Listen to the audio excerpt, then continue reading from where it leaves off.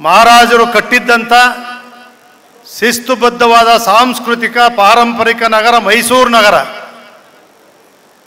ಮೈಸೂರು ನಗರದಲ್ಲಿ ಅಧಿದೇವತೆ ಚಾಮುಂಡೇಶ್ವರಿಯ ಪೂಜಾ ಕಾರ್ಯಕ್ರಮವನ್ನು ನೆರವೇರಿಸಿ ವಿಶ್ವವಿಖ್ಯಾತ ನಾಡಹಬ್ಬ ದಸರಾ ಕಾರ್ಯಕ್ರಮ ಇಂದು ಚಾಮುಂಡೇಶ್ವರಿಯ ಸನ್ನಿಧಿಯಲ್ಲಿ ಪ್ರಾರಂಭ ಆಗಿದೆ. ಬೆಂಗಳೂರಿನಲ್ಲಿ ಹೈಪವರ್ ಕಮಿಟಿ ಅಧ್ಯಕ್ಷತೆಯನ್ನು ವಹಿಸಿರ್ತಕ್ಕಂಥ ಮುಖ್ಯಮಂತ್ರಿಗಳಿಗೆ ಈ ಬಾರಿ ನಾಡಹಬ್ಬ ದಸರಾವನ್ನು ಯಾರು ಉದ್ಘಾಟನೆ ಮಾಡಬೇಕು ಅಂತೇಳಿ ರಾಜ್ಯದಾದ್ಯಂತ ಸೇರಿದ ನಾವೆಲ್ಲರೂ ಕೂಡ ಅವರಿಗೆ ಅಧಿಕಾರವನ್ನು ಕೊಟ್ಟಿದ್ವಿ.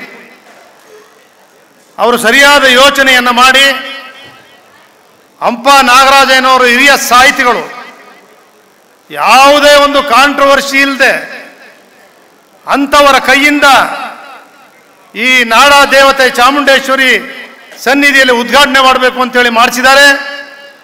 ಹಂಪ ನಾಗರಾಜನವರು ಹಂಪ ನಾಗರಾಜ್ ಅವ್ರನ್ನೂ ಕೂಡ ಈ ಸಂದರ್ಭದಲ್ಲಿ ನೆನೆಸಿದ್ದಾರೆ. ದಂಪತಿಗಳು ಇರುವರು ಕೂಡ ದೊಡ್ಡ ಸಾಹಿತಿಗಳು, ಕನ್ನಡ ನಾಡಿಗೆ ಸಂದೇಶವನ್ನು ಕೊಟ್ಟಂಥವರು. ಹಂಪ ನಾಗರಾಜನವರಿಗೆ ಚಾಮುಂಡೇಶ್ವರಿ ಆಶೀರ್ವಾದದಿಂದ 100 ವರ್ಷ ಆಯಸ್ಸು ಆರೋಗ್ಯವನ್ನು ಕೊಡಲಿ, ಒಳ್ಳೆಯ ಸಂದೇಶವನ್ನು ಕೊಟ್ಟಿದ್ದಾರೆ.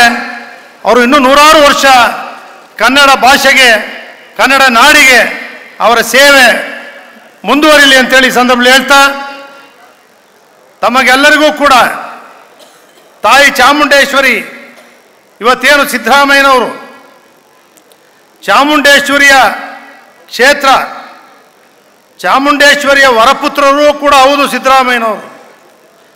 1983ರಲ್ಲಿ ಚಾಮುಂಡೇಶ್ವರಿಯ ಕ್ಷೇತ್ರದಿಂದ ರಾಜಕೀಯವನ್ನು ವಿಧಾನಸಭೆಯನ್ನು ಏನು ಪ್ರವೇಶ ಮಾಡಿದ್ರು,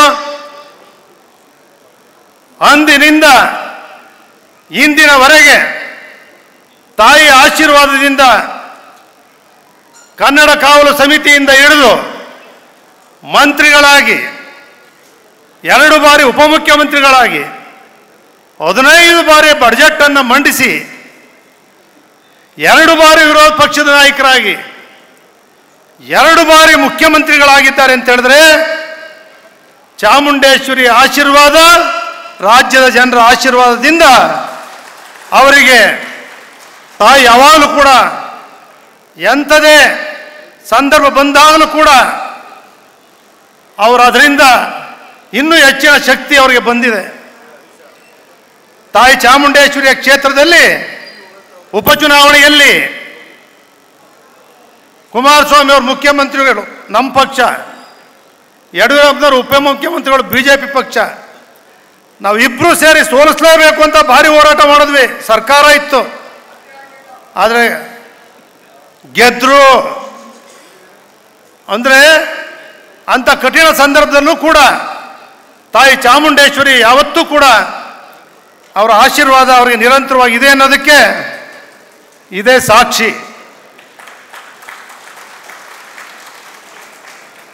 ಇವತ್ತು ಉಪಮುಖ್ಯಮಂತ್ರಿಗಳಾಗಿ ಡಿ ಕೆ ಶಿವಕುಮಾರ್ ಅವರು ಬಂದಿದ್ದಾರೆ, ಕಾಂಗ್ರೆಸ್ ಪಕ್ಷದ ಅಧ್ಯಕ್ಷರಾಗಿದ್ದಾರೆ. ಅವರನ್ನು ಮರೆಯುವಂಗೆ ಇಲ್ಲ ನಾನು. ಯಾಕೆಂದರೆ ನಾನು ಯಾವತ್ತೂ ಕೂಡ ಒಂದು ಸಣ್ಣ ಸಹಾಯ ಮಾಡೋರು ಕೂಡ ನೆನೆಸ್ತೀನಿ. ಎಸ್.ಎಂ. ಕೃಷ್ಣ ಅವರು ಮುಖ್ಯಮಂತ್ರಿಗಳಾಗಿದ್ದಾಗ ಅವರು ಸಹಕಾರ ಮಂತ್ರಿ ಇದ್ದರು. ನಾವು ಜನತಾದಳ, ನಾವು ಸಿದ್ದರಾಮಯ್ಯನವರೆಲ್ಲ ಸಹಕಾರ ಮಂಡಳದ ಅಧ್ಯಕ್ಷರಾಗಿ GT ದೇವೇಗೌಡರನ್ನೇ ಮುಂದುವರಿಬೇಕು ಅಂತ ಮಾಡಿದರು. ಅಷ್ಟೇ ಅಲ್ಲ, ಸಿದ್ದರಾಮಯ್ಯ ಎಸ್.ಎಂ. ಕೃಷ್ಣ ಅವ್ರ ಜೊತೆ ಯಾವ ರೀತಿ ಮುಖ್ಯಮಂತ್ರಿಗಳಲ್ಲಿ ಹೋರಾಟ ಮಾಡಿದ್ರು, ಸಿದ್ದರಾಮಯ್ಯನವರ ಜೊತೆಯಲ್ಲಿ ಜೋಡೆತ್ತಾಗಿ ಕಾಂಗ್ರೆಸ್ಸಲ್ಲಿ 136 ಸ್ಥಾನವನ್ನು ಗೆಲ್ಲಿಸಲಿಕ್ಕೆ ಡಿ ಕೆ ಶಿವಕುಮಾರ್ ಅವರು ಕೂಡ ಒಂದು ಹೋರಾಟವನ್ನು ಕೊಟ್ಟಿರ್ತಕ್ಕಂಥದ್ದು ಕೂಡ ಒಂದು ದಾಖಲೆ. ಇನ್ನು ಉಸ್ತುವಾರಿ ಸಚಿವರಾಗಿದ್ದ ಮಹದೇವಪ್ಪನವರಂತೂ ಅದೃಷ್ಟವಂತರು. ಸಿದ್ದರಾಮಯ್ಯನವರು ಜೊತೆಯಲ್ಲಿ ಯಾರನ್ನೂ ಎಳ್ಕೊಂಡು ಹೋಗಲಿಲ್ಲ. ಮೊದಲನೇ ಸ್ಥಾನ ಎಳ್ಕೊಂಡು ಹೋದ್ರು ಭಾಳ ಜನನ. ಆದರೂ ಮಹದೇವಪ್ಪನಿಗಂತೂ ಆರೋಗ್ಯ ಮಂತ್ರಿ, ಗ್ರಾಮೀಣ ಮಂತ್ರಿ, PWD ಮಂತ್ರಿ, ಸಮಾಜ ಕಲ್ಯಾಣ ಮಂತ್ರಿ, ಒಬ್ಬ ದಲಿತ ನಾಯಕನನ್ನ ರಾಜ್ಯ ಮಟ್ಟಕ್ಕೆ ಜೊತೆಯಲ್ಲಿ ಕೊಂಡೊಯ್ದಂಥದ್ದು ಸನ್ಮಾನ್ಯ ಸಿದ್ದರಾಮಯ್ಯನವರು. ಇವತ್ತು ಉಸ್ತುವಾರಿ ಸಚಿವರಾಗಿದ್ದಾರೆ. ಬಹಳ ಕಾರ್ಯಕ್ರಮಗಳನ್ನು ಜಿಲ್ಲಾಧಿಕಾರಿಗಳು ಅವರೆಲ್ಲ ಅಧಿಕಾರಿಗಳ ನೇತೃತ್ವದಲ್ಲಿ ಆಯೋಜನೆ ಮಾಡಿದ್ದಾರೆ. ಅದು ನಾಡ ಕುಸ್ತಿ ದಸರಾ ಇರ್ಬೋದು, ಫಲಪುಷ್ಪ ದರ್ಶನ ಇರ್ಬೋದು, ಚಲನಚಿತ್ರೋತ್ಸವ ಇರ್ಬೋದು, ಯುವ ದಸರಾ ಇರ್ಬೋದು, ಯುವ ಸಂಭ್ರಮ ಆಯಿತು. ಲಕ್ಷ ಲಕ್ಷ ಜನ ಸೇರ್ತಾ ಇದ್ದಾರೆ. ಕಾರ್ಯಕ್ರಮಗಳು ಅದ್ಭುತವಾಗಿ ನಡೀತಾ ಇದೆ. 9 ದಿನಗಳ ಕಾಲ ಮೈಸೂರು ನಗರ ವಿಜೃಂಭಿಸ್ತದೆ. ಮುಖ್ಯಮಂತ್ರಿಗಳು ಹೇಳಿದ್ರು, ಅಲ್ಲೆಲ್ಲ ಕೇಳಿದ್ವಿ, ಸರ್ ಲೈಟ್ ಮಾತ್ರ ಸ್ವಲ್ಪ ದಸರಾ ಮುಗಿದ್ರು ಮುಂದುವರಿಬೇಕು, ಲೈಟ್ ನೋಡಿಕೆ ಬೇರೆ ಬೇರೆ ಭಾಗದಿಂದ ಕೂಡ ಬರ್ತಾರೆ ಅಂತ ಹೇಳಿದಾಗ ಅದು ಮುಗಿದ ಮೇಲೂ ಕೂಡ ಮೈಸೂರು ನಗರದಲ್ಲಿ ವಿದ್ಯುತ್ ಶಕ್ತಿ ಲೈಟ್ಗಳು ವಿಜೃಂಭಿಸಬೇಕು ಅಂತ ಆದೇಶವನ್ನು ಕೂಡ ಕೊಟ್ಟಿದ್ದಾರೆ. 21 ದಿನಗಳ ಕಾಲ ಆ ರೀತಿ ಯಶಸ್ವಿಯಾಗಿ ಮಾಡ್ತಾ ಇದ್ದಾರೆ. ಆದರೆ ಇವತ್ತು ಇನ್ನೂ ಸ್ವಲ್ಪ ಶಕ್ತಿ ಮೀರಿ ಮಾಡಬೇಕಾಗಿತ್ತು, ಇವತ್ತು ಸ್ವಲ್ಪ ಕಡಿಮೆ ಆಗಿದೆ. ಅದೇ ರೀತಿ ಅವ್ರ ಜೊತೆ ಕನ್ನಡ ಕಲ್ಚರ್ ಮಿನಿಸ್ಟರ್ ಶಿವರಾಜ್ ತಂಗಡಿ ಅವರು ಕೂಡ ಬಂದಿದ್ದಾರೆ. ಅವರು ಪ್ರೋತ್ಸಾಹ ಕೊಡ್ತಾ ಇದ್ದಾರೆ. ಹಿರಿಯರಾದಂಥ KH ಮುನಿಯಪ್ಪನವರು ಬಂದಿದ್ದಾರೆ. ನಮ್ಮ HK ಪಾಟೀಲ್ರು ಬಂದಿದ್ದಾರೆ. ಅದರಲ್ಲೂ HK ಪಾಟೀಲ್ರು ಕಾನೂನು ಜೊತೆಗೆ ಪ್ರವಾಸೋದ್ಯಮ ಖಾತೆ ಸಚಿವರು ಇದ್ದಾರೆ. ಮೈಸೂರು ಇರ್ತಕ್ಕಂಥ ಪ್ರವಾಸೋದ್ಯಮದ ಅವಕಾಶ ಮೈಸೂರಿನ ಅರಮನೆ ಇರ್ಬೋದು, KRS ಇರ್ಬೋದು, ನಾಗರೋಳ ಇರ್ಬೋದು, ಬಂಡೀಪುರ ಇರ್ಬೋದು, ನಿಮಗೆ ನಿಮ್ಮ ಸರ್ಕಾರದಲ್ಲಿ ಸಿದ್ದರಾಮಯ್ಯನವರ ನೇತೃತ್ವದ ಸರ್ಕಾರದಲ್ಲಿ ಅಭಿವೃದ್ಧಿಯನ್ನು ಪಡಿಸ್ತಕ್ಕಂಥ ವಿಪುಲವಾದಂಥ ಅವಕಾಶಗಳಿದ್ದಾವೆ. ಅವರಾಗಲೇ ಅಧ್ಯಯನವನ್ನು ಕೂಡ ಮಾಡಿದ್ದಾರೆ. ಇದನ್ನು ಮಾಡಬೇಕು ಅಂತೇಳಿ ಮನವಿಯನ್ನು ಕೂಡ ಮಾಡ್ತೇನೆ. ನಮ್ಮ ಪ್ರಿಯಾಪಟ್ಟಣದ ಕ್ಷೇತ್ರ ಶಾಸಕರಾಗಿ ಮಂತ್ರಿಗಳಾಗಿ ಚಾಮರಾಜನಗರ ಜಿಲ್ಲಾ ಉಸ್ತುವಾರಿ ಸಚಿವರಾದಂಥ ಸನ್ಮಿತ ವೆಂಕಟೇಶ್ ಅವರು ಕೂಡ ಇದ್ದಾರೆ. ಎಲ್ಲರೂ ಮೊದಲಿಂದ ಕೂಡ ಸಿದ್ದರಾಮಯ್ಯನ ಜೊತೆ ಜೋಡೆತ್ತುಗಳಾಗಿ ಜೊತೆಯಲ್ಲಿದ್ದಾರೆ. ವೇದಿಕೆ ಮೇಲೆ ತನ್ವೀರ್ ಸೇಠ್ ಸಮೇತವಾಗಿ ಎಲ್ಲ ಹಿರಿಯ ಶಾಸಕರುಗಳು, ರಾಜ್ಯದ ಹಲವಾರು ನಿಗಮದ ಅಧ್ಯಕ್ಷರುಗಳು, ವಿಧಾನ ಪರಿಷತ್ನ ಸದಸ್ಯರುಗಳು, ಪ್ರಾಧಿಕಾರದ ಅಧ್ಯಕ್ಷರುಗಳು, ನಮ್ಮ ಜಿಲ್ಲೆಯ ಜಿಲ್ಲಾಧಿಕಾರಿಗಳು, ಅವ್ರ ಕಮಿಷನರ್ ಇರ್ಬೋದು, IG ಇರ್ಬೋದು, CO ಇರ್ಬೋದು, ಇವರೆಲ್ಲರ ತಂಡವನ್ನು ಕಟ್ಕೊಂಡು ಯಶಸ್ವಿಯಾಗಿ ಜಿಲ್ಲಾಧಿಕಾರಿ ಉತ್ತಮವಾದಂಥ ಒಳ್ಳೆಯ ಅಧಿಕಾರಿ ಇದ್ದಾರೆ. ನಗರ ಪಾಲಿಕೆಯನ್ನು ಅತ್ಯಂತ ಯಶಸ್ವಿಯಾಗಿ ಕೊಂಡೊಯ್ದಂಥವರು ಲಕ್ಷ್ಮೀಕಾಂತ್ ರೆಡ್ಡಿ ಅವರು. ಅಚ್ಚುಕಟ್ಟಾಗಿ ವ್ಯವಸ್ಥಿತವಾಗಿ ದಸರಾ ಕಾರ್ಯಕ್ರಮ ನಡೆಯುತ್ತೆ. ನಾಡಿನಾದ್ಯಂತ, ದೇಶದಾದ್ಯಂತ, ಪ್ರಪಂಚದಾದ್ಯಂತ ಜನ ಆಗಮಿಸೋರಿದ್ದಾರೆ. ಇದಕ್ಕೆಲ್ಲ ನಮ್ಮ ಪತ್ರಿಕಾ ಮಾಧ್ಯಮದ ಸ್ನೇಹಿತರು, ಮೀಡಿಯಾ ಈ ದಸರಾಕ್ಕೆ ಹೆಚ್ಚು ಒತ್ತನ್ನು ಕೊಡಬೇಕು ಅಂತೇಳಿ ಮನವಿ ಮಾಡ್ತೀನಿ. ಒಂದು ಕಡೆ ಮೀಡಿಯಾ ಮಾಧ್ಯಮ ಏನಿದೆ ಇವತ್ತು, ನಿಮಗೂ ಅರ್ಥ ಆಗ್ತದೆ, ನಮಗೂ ಅರ್ಥ ಆಗ್ತದೆ. ಯಾವುದನ್ನ ಇಂದ್ಲಿಂದ ನೋಡಿಲ್ವೋ ಅದನ್ನು ಹಂಪನವ್ರು ಹೇಳಿದ್ರು, ಅದನ್ನು ನೋಡ್ತಕ್ಕಂಥದ್ದೇ ಆಗಿದೆ. ಯಾವ ಅತ್ಯಾಚಾರವೋ, ಯಾವ ಕೊಲೆನೋ, ಯಾವುದೋ ಒಂದು ವಿಷಯನೋ ನೋಡಿ, ರಾಜಕಾರಣಿಗಳು ಯಾವತ್ತು ಮೈನ್ಸು ರಿಯಲ್ ಎಸ್ಟೇಟ್ ಪ್ರವೇಶ ಮಾಡ್ತೋ ಆ ದಾಳಿಲೂ ಸಿದ್ದರಾಮಯ್ಯ ಉಳಿದವ್ರೆ ಅಂದರೆ ಇದೊಂದು ದೊಡ್ಡ ಆಶ್ಚರ್ಯ. ಸಿದ್ದರಾಮಯ್ಯನವ್ರ ಬಗ್ಗೆ ನನಗೆ ಗೊತ್ತಿರೋದ್ರಿಂದ ಮಾತಾಡ್ತೀನಿ. ಚಾಮುಂಡೇಶ್ವರಿ ಸನ್ನಿಧಿಯಲ್ಲಿ ಕುಟುಂಬ ನೋಡಿದವರಲ್ಲ, ಮಗನೂ ನೋಡಿದವರಲ್ಲ, ಹೆಂಡತಿನೂ ನೋಡಿದವರಲ್ಲ. ನಮಗೆ ಗೊತ್ತಿದೆ ಚೆನ್ನಾಗಿ. ಈಗ ವಯಸ್ಸಾದ್ಮೇಲೆ ಏನೋ ಪ್ರೀತಿ ಬಂದಿದೆಯೋ ಗೊತ್ತಿಲ್ಲ ನನಗೆ.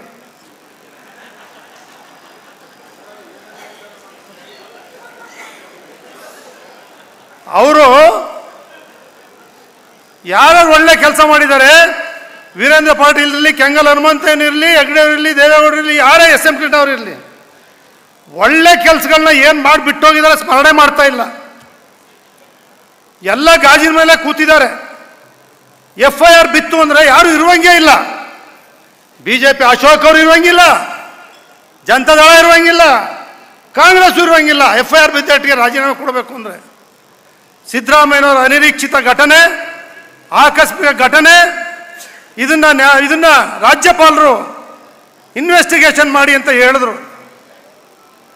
ಜಸ್ಟಿಸ್ ಹೇಳಿದ್ರು, ರಾಜ್ಯಪಾಲರು ಹೇಳಿದ್ರೆ ಸರಿಯಾಗಿದೆ ಅಂತೇಳಿ. ಇನ್ವೆಸ್ಟಿಗೇಷನ್ ಮಾಡಿದರೆ ಯಾವುದಾದ್ರು ಕಾನೂನಲ್ಲಿ ಇವು ಜೈಲಿಗೆ ಹಾಕು ಅಂತ ಹೇಳಿದ್ಯಾ, ಇಲ್ಲ ರಾಜೀನಾಮೆ ಕೊಡು ಅಂತ ಹೇಳಿದ್ಯಾ, ಇಲ್ಲ ಯಾರು ರಾಜೀನಾಮೆ ಕೊಡು ಅಂತ ಹೇಳಿದ್ಯಾ ಕೋರ್ಟು? ಇಲ್ಲ ರಾಜ್ಯಪಾಲರು ಹೇಳಿದಾರ, ಇಲ್ಲ ಜೈಲಿಗೆ ಹಾಕಿ ಅಂತ ಹೇಳಿದಾರೆ. ಬೇರೆ ಕೆಲಸಗಳು ಮಾಡಲಿಕ್ಕೆ, ಅಭಿವೃದ್ಧಿ ಕೆಲಸಗಳು ಈ ರಾಷ್ಟ್ರ ಕೇಂದ್ರ ರಾಜ್ಯದವ್ರಿಗೆ ಮಂತ್ರಿಗಳಾದ ಮೇಲೆ ಈ ರಾಜ್ಯದ ನಾಡಿನಲ್ಲಿ ಗೌರವಯುತವ ನಮ್ಗೆ ಎಷ್ಟು ಗೌರವ ಇದೆ, ಎಷ್ಟು ಜವಾಬ್ದಾರಿ ಇದೆ ಅನ್ನೋದನ್ನೇ ಅರ್ಥಗಳದೆ ಈ ರೀತಿ ಪ್ರತಿನಿತ್ಯ ಅವ್ರು ಒಳ್ಳೆ ಕೆಲಸಗಳನ್ನೆಲ್ಲ ಬದಿಗೊತ್ತಿ ಮಾಡಿಬಿಟ್ಟಿದ್ದಾರೆ. ರಾಜೀನಾಮೆ ಕೊಟ್ಬಿಡಿ, ರಾಜೀನಾಮೆಯ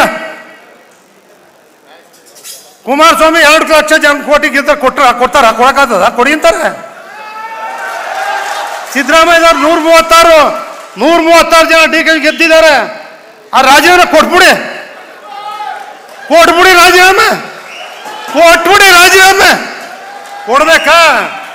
ತೋರಿಸ್ಬಿಡಪ್ಪ ಯಾವ ಕಾನೂನು ನೋಡುವ, ಅದು ಯಾವ ಕಾನೂನು ರಾಜೀನಾಮೆ ಕೊಡು ಅಂತ ಹೇಳೋದೆ, ಯಾವ ಕಾನೂನು ಜೈಲಿಗೆ ಹಾಕಿದೆ ಅಂತ ಹೇಳಿದೆ ತೋರಿಸ್ರಿ. ರಾಜ್ಯದಲ್ಲಿ ಏನ್ರಿ ನೋಡ್ಬೇಕಾಗಿದೆ? ರಾಜ್ಯ ಏನು ನೋಡ್ಬೇಕು ಜನ? ಕರ್ನಾಟಕ ಭಾರತ ದೇಶಕ್ಕೆ ಮಾದರಿ ರಾಜ್ಯ ಇಂಥದ್ದೆಲ್ಲ ನೋಡಿಲ್ಲ.